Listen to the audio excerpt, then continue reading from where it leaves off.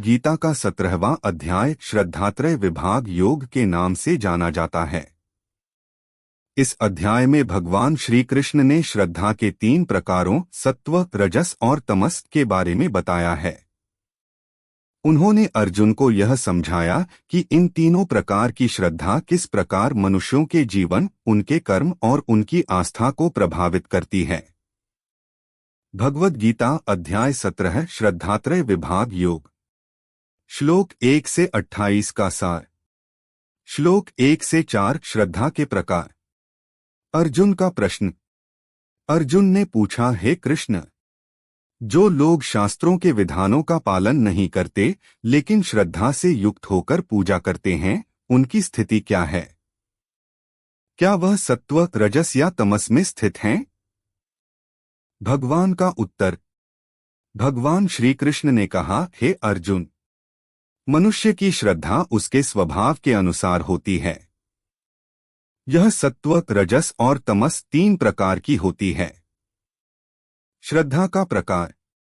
मनुष्य की श्रद्धा उसके मन की भावना के अनुसार होती है। जो जैसा होता है उसकी श्रद्धा भी वैसी ही होती है। तीनों प्रकार की श्रद्धा।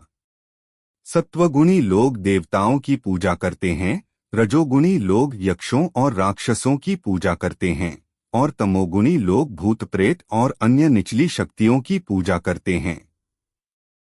श्लोक 5 से 10 तप और आहार के प्रकार। 5 से 6 रजस और तमस युक्त तप। जो लोग अहंकार, दिखावा और आत्मयातना के लिए तप करते हैं वे रजस और तमस युक्त होते हैं। उनके तप का कोई फल नहीं होता। आहार के प्रकार। भोजन भी 3 प्रकार का होता है, सत्व, रजस और तमस के अनुसार।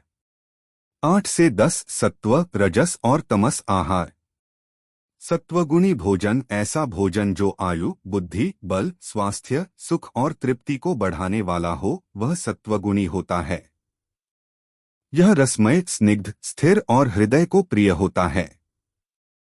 रजसगुणी भोजन ऐसा भोजन जो कड़वा, खट्टा, नमकीन, तीखा, सूखा और जलन पैदा करने वाला हो, वह रजसगुणी होता है। यह दुख, चिंता और रोग को बढ़ाने वाला होता है।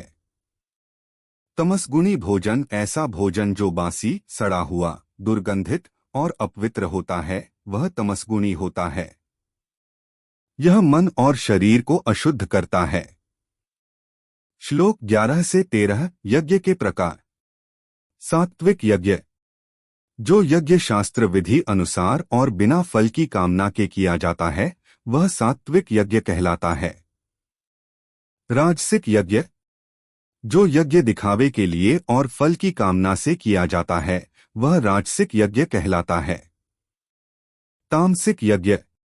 जो यज्ञ शास्त्र विधि के विरुद्ध, बिना श्रद्धा और बिना प्रसाद, मंत्र और दक्षिणा के किया जाता है वह तामसिक यज्ञ कहलाता है। श्लोक 14 से 19 तप के प्रकार। शारीरिक तप। देवताओं, ब्राह्मणों, गुरुओं और ज्ञानियों की पूजा, पवित्रता, सरलता, ब्रह्मचर्य और अहिंसा का पालन करना, यह शारीरिक तप है। वाचिक तप। सत्य बोलना, प्रिय और हितकारी वचन बोलना, वेदाध्ययन और मन को शांत रखना, यह वाचिक तप है। मानसिक तप।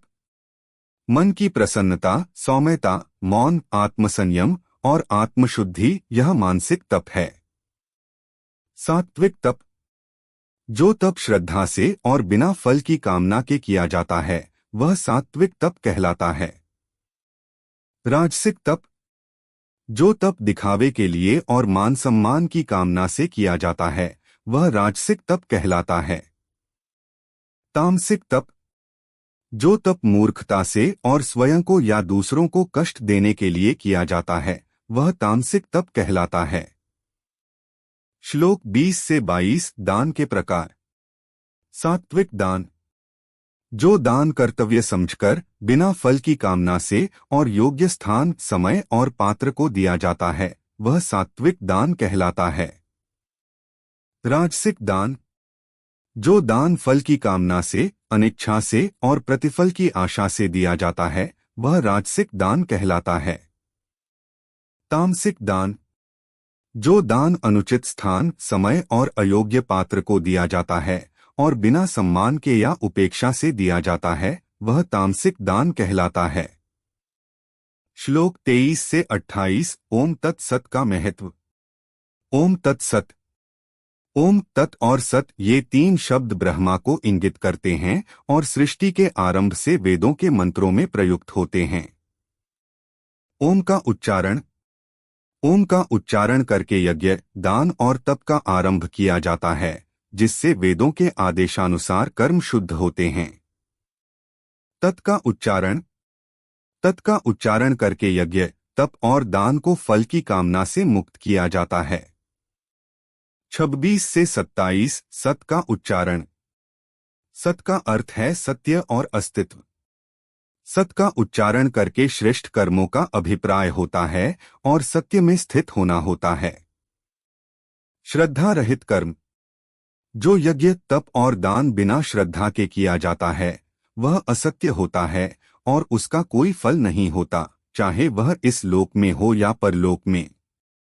सारांश।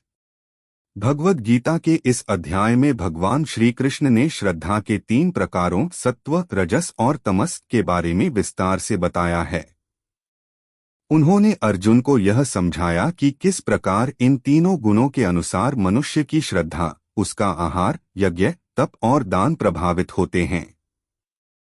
भगवान ने यह भी बताया कि शास्त्रों के विधानों के अनुसार किया गया यज्ञ, तप और दान ही श्रेष्ठ होता है और उसके फल से मनुष्य को मुक्ति प्राप्त होती है। उन्होंने ओम, तत् और सत के महत्व को भी स्पष्ट किया, जो ब्रह्मा के प्रतीक हैं और जिनके उच्चारण से कर्म शुद्ध और फलदायक होते हैं। Thank you to all our subscribers for your support. If you haven't subscribed yet, please subscribe, like, share, and press the bell icon for all notifications. Your support keeps us going. Thanks for watching our channel.